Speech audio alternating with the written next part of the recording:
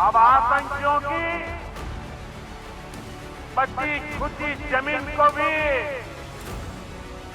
मिट्टी में मिलाने का समय आ गया है।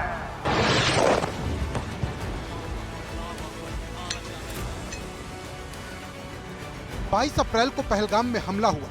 24 अप्रैल को प्रधानमंत्री मोदी ने संकल्प लिया और 7 मई को आतंकियों को मिट्टी में मिला दिया। देखने में भले ही ये आसान लगता है, लेकिन इसे पूरा करने में मोदी जैसा हौसला लगता है। ये हमला किया है उन आतंकियों को और इस हमले की साजिश रचने वालों को उनकी कल्पना से भी बड़ी सजा मिलेगी। अब आतंकियों की बची खुची जमीन को भी मिट्टी में मिलाने का समय आ गया है। ये प्रधानमंत्री मोदी ही थे जिन्होंने ऑपरेशन सिंदूर के शुरू होने से लेकर सफल होने तक पूरी नजर बनाए रखी। हालांकि ये मिशन इतना आसान नहीं था। आतंकियों ने हॉस्पिटल, मदरसे और मस्जिदों की आड़ में अपने ठिकाने बना रखे थे, जहां घनी आबादी थी। ऐसे में सिर्फ आतंकी अड्डों को टारगेट करना आसान बिल्कुल नहीं था, लेकिन प्रधानमंत्री मोदी ने खुली छूट दी तो सेना ने जान लगा दी।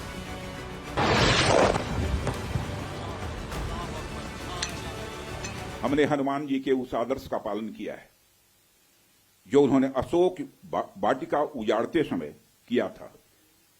जिन मोहि मारा तिन मोहि मारे। हमने केवल उन्हीं को मारा जिन्होंने हमारे मासूमों को मारा। ऑपरेशन सिंदूर के लिए हर कोई भारतीय सेना और प्रधानमंत्री मोदी की तारीफ कर रहा है। ऐसा ही एक पोस्टर लखनऊ में बीजेपी कार्यालय के बाहर लगाया गया, जिसमें पहलगाम हमले का बदला आतंकियों के खून से लेने की बात लिखी गई। साथ ही ये संदेश भी दिया कि ये नया भारत है, घर में घुसेगा भी और मारेगा भी। उस पोस्टर में अगर आप देखेंगे तो उसमें सबसे ऊपर लिखा है जय हिंद, भारतीय सेना जिंदाबाद। और जिस ऑपरेशन के तहत ये पूरा का पूरा आज का ऑपरेशन है उसका नाम ऑपरेशन सिंदूर वो लिखा हुआ है। और इसमें लिखा गया है 22 अप्रैल मोदी को बता देना, 7 मई मोदी जी ने बता दिया। ऑपरेशन सिंदूर, सिंदूर का बदला आतंकियों के खून से। ऑपरेशन सिंदूर से भारत ने पाकिस्तान और पीओके के 9 आतंकी ठिकानों को तबाह किया, जिसमें पहला टारगेट मरकज सुभान अल्लाह बहावलपुर था। ये जैश का हेडक्वार्टर था। पुलवामा और कई दूसरे आतंकी हमले की साजिश इसी हेडक्वार्टर पर बनी थी, लेकिन बीती रात हुए हमले के बाद इसका नक्शा बदल गया है। दूसरा टारगेट मरकज तैयबा मुरीद के। ये लश्कर तैयबा के आतंकियों का ट्रेनिंग सेंटर था। 26/11 मुंबई हमले के आतंकी अजमल कसाब और डेविड हेडली समेत बाकी के सभी आतंकियों को यही ट्रेनिंग दी गई थी, लेकिन अब इस आतंकी सेंटर का नामो निशान मिटा दिया गया है। तीसरा टारगेट सर्जल तेहरा कला। ये जैश मोहम्मद का लॉन्चिंग पैड था, जो जम्मू कश्मीर के सांबा सेक्टर के पास मौजूद था। इस जगह का इस्तेमाल आतंकी सुरंग बनाने और ड्रोन से निगरानी के लिए किया करते थे। चौथा टारगेट महमूना जोया सेंटर सियालकोट। इस सेंटर का इस्तेमाल हिजबुल मुजाहिदीन जम्मू कश्मीर में घुसपैठ के लिए करता था।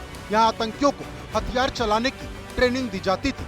अक्सर 20 से 25 आतंकवादी यहाँ मौजूद रहते थे, जो ऑपरेशन सिंदूर में मारे गए। पांचवा टारगेट मरकज अहले हदीस बरनाला। इस जगह का इस्तेमाल लश्कर पुंछ, राजौरी, रियासी क्षेत्र में आतंकियों की घुसपैठ के लिए करता था। इसमें 100 से 150 आतंकी रहा करते थे। छठा टारगेट मरकज अब्बास कोटली। यहाँ जैश मोहम्मद के 100 से 125 आतंकी रहते थे। यहाँ पुंछ राजौरी सेक्टर में घुसपैठ की योजना बनाने और आतंकी हमले की साजिश रची जाती थी।